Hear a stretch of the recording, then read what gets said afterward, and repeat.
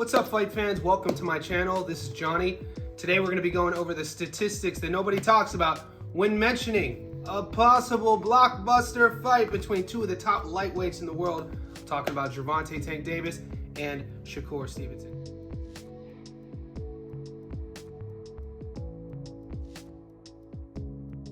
Guys, this is a fight that fight fans have been talking about for a long time. Will it ever happen?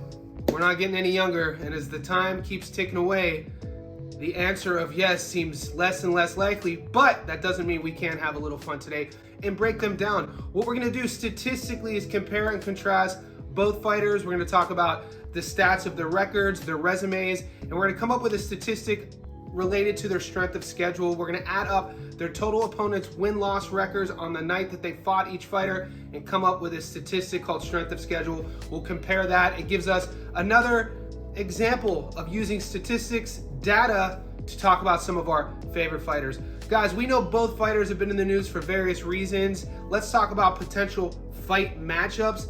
BoxRec still hasn't said anything official yet on Tank Davis fighting Frank Martin. That fight is supposed to be taking place in June, and we've seen Frank and Tank both posting content on their social media pages of training, looking like they're in fight camp. But like I always say when we do these videos, the only time I say it's really gonna happen is when BoxRec.com puts that the fight is going down. For now, it's still speculation, believe it or not, and June will be here before we know it. And from Shakur's side of things, he hasn't fought since the De Los Santos fight, and he's rumored up until a week ago, ESPN reported that he's looking to be taking on Artem Harutyan, and this fight's supposed to take place in July, but BoxRec hasn't made anything official yet. So what we're gonna do here is break them down side by side. We're gonna talk about first some stats that we already know about each fighter before we get into the resumes, and let's talk about Gervonta Davis first. Gervonta Davis is 29-0 with 27 knockouts. He has a career knockout to win ratio at 93%.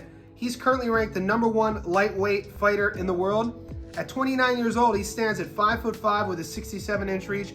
The southpaw is from Baltimore, Maryland, and his adoring fans call him Tank. He currently is the WBA lightweight world champion. Now what we're gonna do is look at Tank Davis's last 5 fights, starting with the Ryan Garcia fight. We're gonna talk about his opponent's records on the night that they fought Tank, and then we're gonna add these up. Let's start with Garcia, 23-0, knockout in the 7th. Hector Garcia, 16-0, knockout in the 9th. Rolly Romero, 14-0, knockout in the 6th.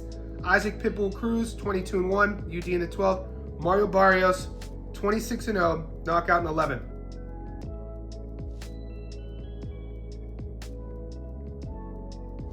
Let's grab our calculators.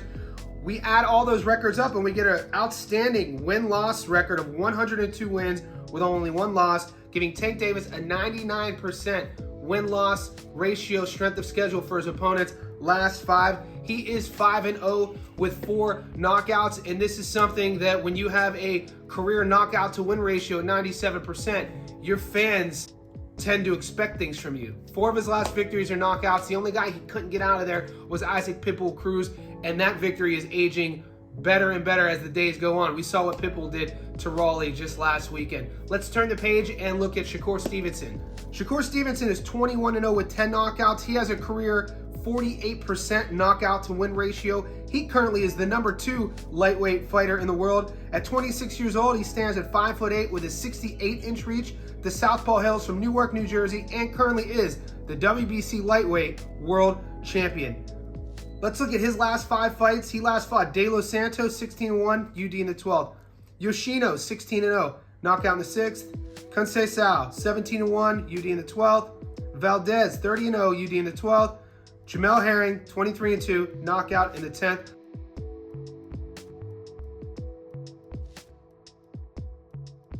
Let's grab our calculators. We get a total record of 102 wins with only 4 losses, giving Shakur Stevenson a 97% strength of schedule. He currently is 5-0 with 2 knockouts in his last 5.